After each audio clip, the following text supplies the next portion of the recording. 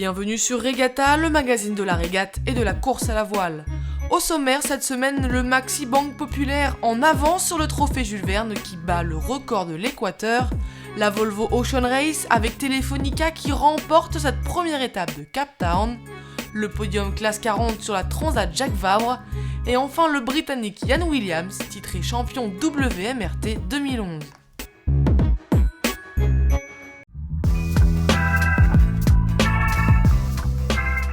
5 jours, 14h et 55 minutes, c'est le nouveau temps de référence établi par Loïc Perron et ses équipiers entre Ouessant et l'Équateur. Un bon début pour battre le record du Tour du Monde en équipage et sans escale, le trophée Jules Verne. C'est donc en avance de 28 minutes sur le précédent record qu'ils ont franchi la latitude 0, un record détenu jusqu'alors par Franck Hamas sur Groupama 3 en 2009. Parti mardi 22 novembre à bord du Maxi Trimaran Banque Populaire, les 13 marins menés par le skipper Baulois tentent de relever le record autour du monde de ce même Franck Hamas établi il y a 2 ans en 48 jours, 7 heures et 45 minutes. Banque Populaire est donc passé dans l'hémisphère sud avec une petite avance de 79 000. La fin du poteau noir approche et la météo des jours à suivre s'annonce prometteuse. Tout reste encore à faire, bien que ce record soit déjà encourageant pour la suite.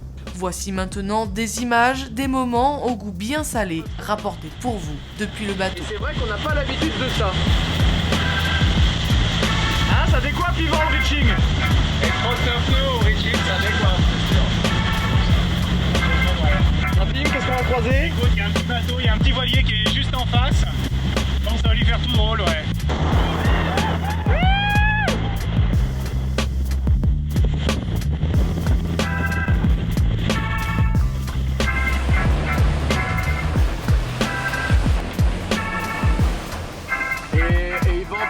Très bien l'anglais. Ah ben oui, Colin.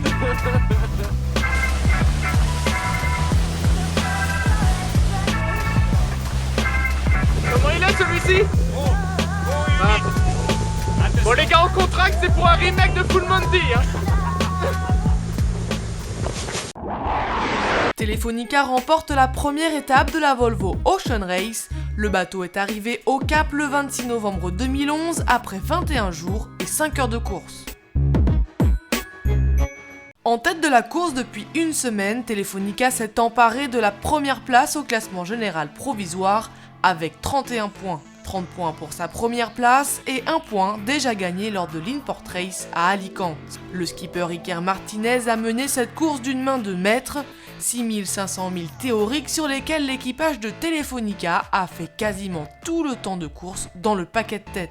D'abord rapidement débarrassés de la concurrence d'Abu Dhabi par leur dématage, de Team Sanya par leur coque endommagée et enfin de Groupama 3 perdu dans une option mal jouée, Telefonica aura livré un duel sans merci avec les Américains de Puma, un duel qui s'est achevé le 21 novembre par leur dématage au large du Brésil. Il ne leur restait plus qu'à contrôler Camper, distancé d'une bonne centaine de milles, et ce fut chose faite, Camper a coupé la ligne 16 heures derrière les Espagnols, et Groupama est encore en mer.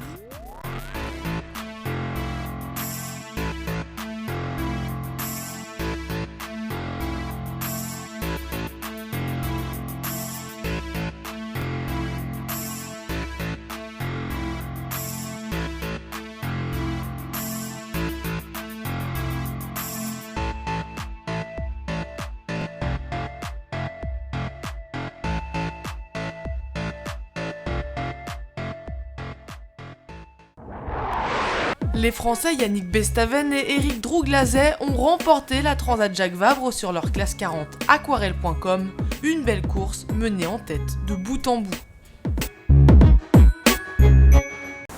Ils ont franchi la ligne d'arrivée à Puerto Limón le 24 novembre 2011, mettant fin à 21 jours, 17 heures et 59 minutes de mer, et d'une mer particulièrement musclée pour cette 10e édition.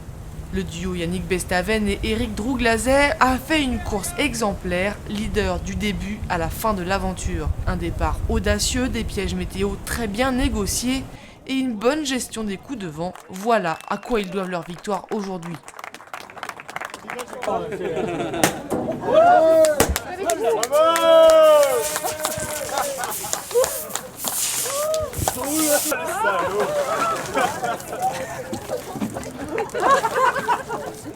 C'est mieux que les paquets de mer. Gaspillez pas tout. C'était dur un peu au début, dur au milieu et dur à la fin pour arriver, puisqu'on ça fait 4 heures, 5 heures qu'on tire des bords devant Puerto Limón. Mais voilà, sinon nickel, hein, qu'est-ce que t'en penses? Bah oui, non. Sentiment d'avoir fait du bon boulot, quoi. Donc c'est une transat pas facile, quoi, avec simplement 3 jours d'alizé où on pouvait vraiment se reposer, donc c'était vraiment physique.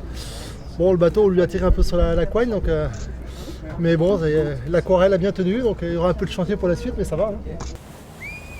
Une victoire d'autant plus belle quand on sait que Bestaven et Drouglaset étaient arrivés à la dernière minute au Havre en raison d'une avarie de safran pendant leur convoyage. Damien Seguin et Johan Richomme à bord de ERDF des pieds et des mains montent sur la deuxième marche du podium, arrivés près de 24 heures après les premiers. Sur la troisième marche, Fortidi Grise, menée par Anna Jenner et Neymar Kroos.